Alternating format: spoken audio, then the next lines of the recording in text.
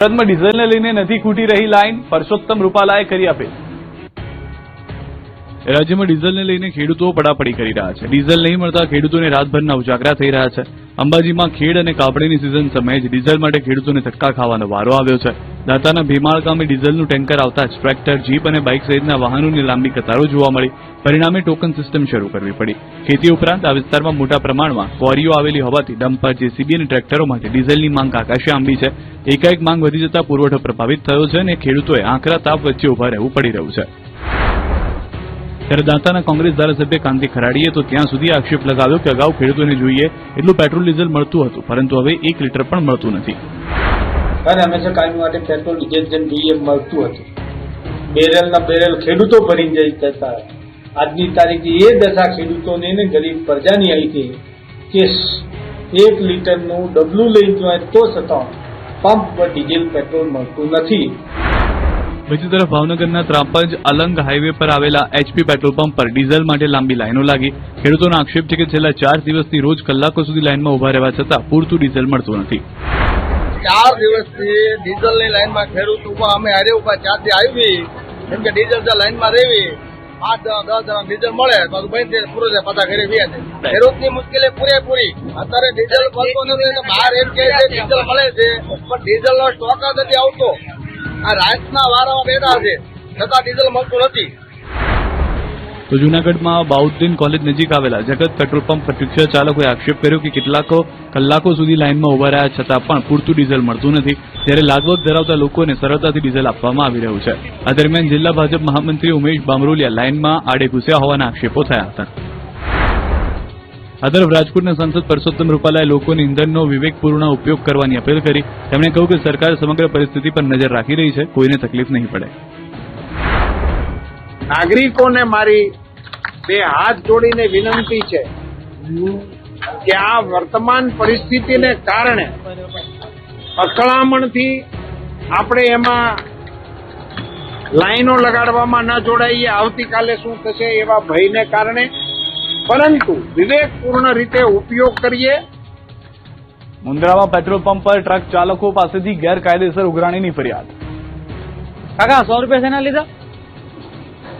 આ 100 રૂપિયા શેના લીધા ड्राइवर પાસે તમે? डीजल है लेकिन आपको देना नहीं है। डीजल है लेकिन आपको देना नहीं है।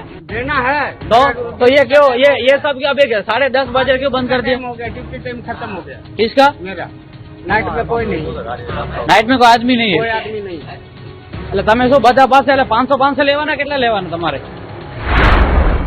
મુન્દ્રા તાલુકાના ભોરાર ગામ પાસે આવેલા પેટ્રોલ પંપ પર ટ્રક ચાલકો પાસેથી ખુલ્લેઆમ ઉઘરાણી થતી હોવાનો મામલો સામે આવ્યો છે।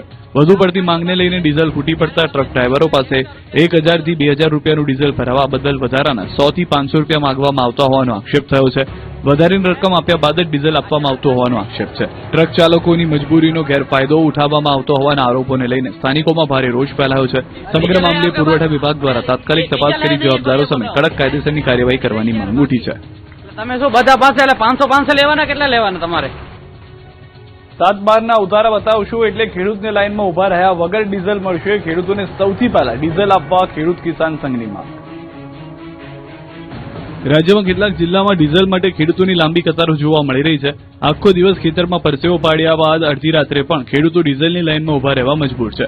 એવામાં હવે ખંભાળિયામાં મામલતદારે પરિપત્ર જાહેર કર્યો છે કે ખુલ્લા પાત્રમાં ડીઝલ જોઈતું હોય તો ખેડૂત હોવાના પુરાવા આપવા પડશે। એટલું જ નહીં, જમીન અને ટ્રેક્ટર જેના નામે હશે એ વ્યક્તિએ પોતે ડીઝલ લેવા આવવું પડશે। ખેડૂતોએ આ પરિપત્ર સામે નારાજગી વ્યક્ત કરી છે। આ તરફ ભારતીય કિસાન સંઘે પણ માંગ કરી કે પુરાવા ભલે માંગો, પરંતુ પુરાવા આપ્યા પછી ખેડૂતને સૌથી પહેલા ડીઝલ આપો। એક પેટ્રોલ પંપના માલિકોને અથવા એ મામલતદારશ્રીને વિનંતી છે કે 7/12 લઈને આવ્યા પછી એ પાકો ખેડૂત છે તો એને અગ્રિમતા આપો, એને પહેલી લાઈનમાં ઉભો રાખો, ફટાક દઈને એનું ડીઝલ આપીને એને છોડો। સરકાર દ્વારા આવનાર દિવસોની અંદર જો ડીઝલની અંદર જે શોર્ટેજ ઊભી થવાનો વિષય છે તો ક્યાંકના ક્યાંક ખેડૂતના નામે પણ ડબલા લઈને ઉભા રહેતા લોકો જોયા છે।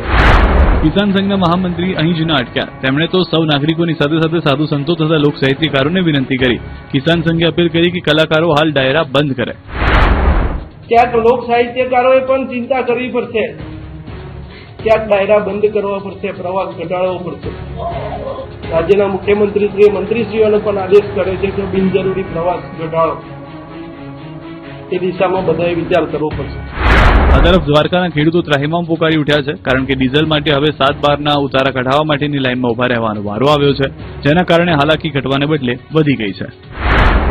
જરૂર હોય તો જ પંપ ઉપર આવવું અને સરકારની સૂચના મુજબ હાલ ખેડૂતોને ખુલ્લા પાત્ર અને બેરલની અંદર ડીઝલનું વેચાણ કરવામાં આવી રહ્યું છે. તો એ બાબતે અમે અહીંયાથી યોગ્ય ખરાઈ થાય અને સાચા વ્યક્તિને જ ડીઝલનો જથ્થો મળે એ બાબતે સૂચના આપવામાં આવેલી છે. તો હાથમાં બધું લેવા પછી 4 કલાક જેવું હજી વારો આવ્યો નથી અને આવીને ગમે ચીઠી લઈને વહી જાય. હાથબારનો બસ જોતા નથી અને કયો તો કે આ રીતે જ હાલશે, વ્યવસ્થા કઈ છે નહીં, કઈ પણ વ્યવસ્થા થાય.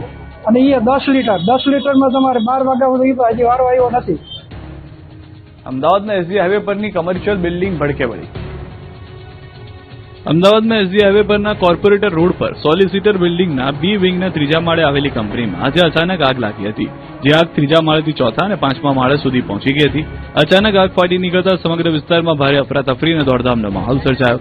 ઘટનાની ગંભીરતાને જોતા જ ફાયર વિભાગને આગની ઘટનાની જાણ કરવામાં આવી, ત્યારે શહેરના પોશ એરિયામાં આગ લાગવાની ઘટનામાં ફાયર વિભાગની ટીમની પોલ ખુલી ગઈ, એટલે કે ફાયરની ગાડીઓને 1 કિલોમીટરનું અંતર કાપતા 21 મિનિટ લાગી. પ્રાથમિક તપાસમાં શોર્ટ સર્કિટના કારણે આગ લાગી.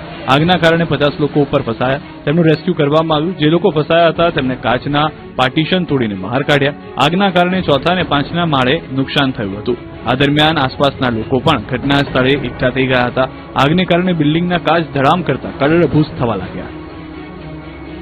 સુરતના વેસુમાં બિલ્ડિંગના 9 અને 10મા માળે આગથી અફરાતફરી.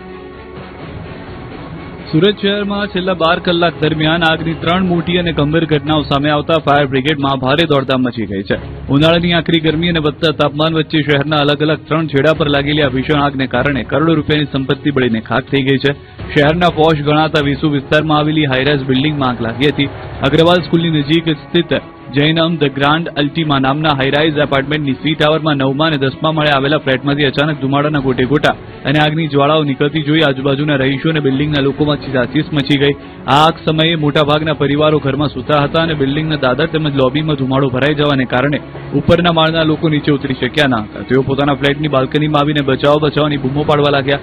ઘટનાની ગંભીરતાને જોતા સ્થાનિક લોકોએ તાત્કાલિક ફાયર કંટ્રોલ રૂમને જાણ કરી, જેના પગલે અદ્યતન 90 મીટરનું હાઇડ્રોલિક પ્લેટફોર્મ વાહન ઘટના સ્થળે તૈનાત કરવામાં આવ્યું. ફાયર વિભાગની ટીમે દિલધડક ઓપરેશન શરૂ કરીને બાલ્કનીઓમાં ફસાયેલા માસૂમ બાળકો, મહિલાઓ અને વડીલો સહિત 7થી વધુ લોકોને ક્રેન મારફતે સુરક્ષિત નીચે ઉતાર્યા અને સાથે જ હાઇડ્રોલિક પ્લેટફોર્મની મદદથી બિલ્ડિંગની સમાંતર ઊંચાઈ પર જઈને સીધો આગ પર પાણીનો મારો ચલાવી લાંબી જહેમત બાદ કાબુ મેળવ્યો હતો.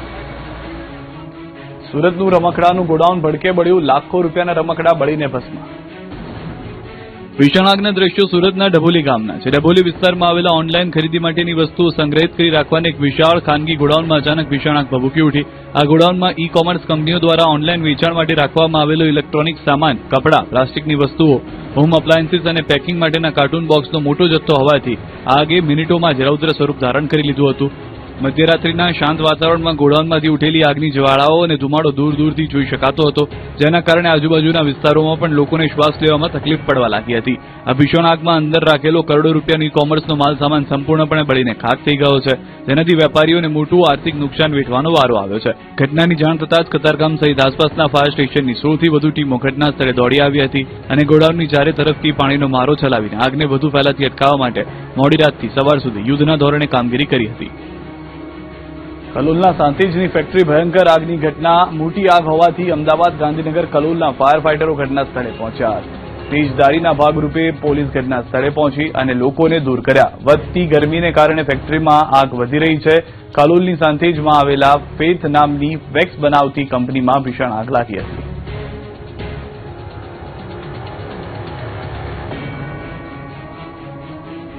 સુરતના અટોદરાથી 4 મુન્નાભાઈ MBBS ઝડપાયા. નકલી વસ્તુનું હબ બની ચૂકેલા સુરતથી હવે નકલી તબીબો પકડાયા છે. ઓલપાડના ગામોમાં ઔદ્યોગિક અને પરપ્રાંતિયોના રહેણાંકવાળા વિસ્તારમાં ડિગ્રી વગરના ડોક્ટર ક્લિનિક ખોલી પ્રેક્ટિસ કરતા 4ને પકડી લેવાયા છે.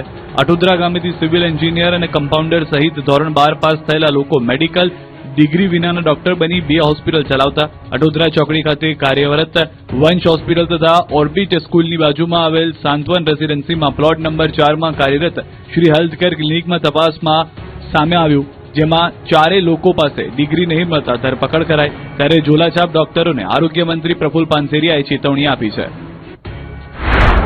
દરેક ડોક્ટર મિત્ર જ્યારે રજીસ્ટ્રેશન કરાવે ત્યારે એ રજીસ્ટ્રેશન નંબર નોંધણી પોતાના બોર્ડ ઉપર લગાવે, જેથી કરીને અમારા આરોગ્ય વિભાગને ખ્યાલ આવે કે વાસ્તવમાં આ ડોક્ટર રજીસ્ટ્રેશન થયેલા છે કે નથી થયા.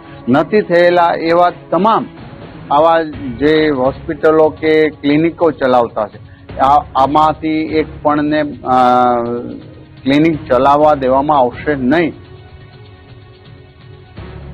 સાબરકાંઠાના તલોદમાં ભોલેનાથ ડેરી પરથી 2500 કિલો ભેળસેળયુક્ત માવો પકડાયો. હોંશે હોંશે માવો ખાતા લોકો સાવધાન થઈ જજો, નહીં તો બીમાર પડી શકો છો. સાબરકાંઠા જિલ્લાના તાલોદ તાલુકાના રોજડ ગામમાં આવેલી ભોલેનાથ ડેરી પર ફ્લાઇંગ સ્ક્વોડ દ્વારા ઓચિંતી તપાસ કરીને મોટી કાર્યવાહી કરવામાં આવી છે. તપાસમાં બહાર આવ્યું કે ડેરીમાં મોટા પાયે ભેળસેળવાળો માવો બનાવવામાં આવતો હતો. આ ઉપરાંત કોઈપણ પ્રકારના જરૂરી લાયસન્સ વગર જ સ્વીટ બરફીનું ગેરકાયદે ઉત્પાદન પણ થતું હતું. ખુલ્લા માવા તથા બરફીના નમૂના લીધા. ડેરીમાંથી અંદાજે 5.10 લાખની કિંમતનો 2548 કિલો ભેળસેળયુક્ત માવાનો જથ્થો જપ્ત કરવામાં આવ્યો. તપાસ દરમિયાન ડેરીમાં અત્યંત ગંદકી જોવા મળી હતી. આવી ખરાબ પરિસ્થિતિમાં બનાવેલો અન્ય 550 કિલોગ્રામ માવો લોકોના સ્વાસ્થ્ય માટે ખૂબ જ હાનિકારક હોવાથી તેનો સ્થળ પર જ તાત્કાલિક નાશ કરવામાં આવ્યો. આરોગ્ય રાજ્યમંત્રીએ ચેતવણી આપી છે કે ગેરકાયદેસર પ્રવૃત્તિઓ કરનારાઓ સામે કડક કાર્યવાહી ચાલુ રહેશે. 2500 જેટલું પનીર પણ આરોગ્ય વિભાગે પકડ્યું છે ડુપ્લિકેટ અને બહુ ગંદી જગ્યામાં બનાવવા માટે. તો એમના પર એમની ડેરીનું લાયસન્સ રદ કરી દેવામાં આવ્યું છે. અને આવા જ્યાં જ્યાં હશે ત્યાં અમારી ટીમ આજે સમગ્ર ગુજરાતની અંદર આવા તત્વોને શોધી રહી છે. ભરૂચના પાનોલીથી નકલી ખેતીવાડીની દવાઓ પકડાઈ છે. ભરૂચ જિલ્લાના અંકલેશ્વર તાલુકાના પાનોલી જીઆઈડીસી વિસ્તારમાંથી ડુપ્લિકેટ ખેતીની દવાઓ બનાવતી એક કંપની ઝડપાઈ. પાનોલી જીઆઈડીસીમાં આવેલી પ્રશાંત એગ્રીક નામની કંપનીમાં દરોડા દરમિયાન ડુપ્લિકેટ ખેતીવાડી દવાઓનો જથ્થો મળી આવ્યો.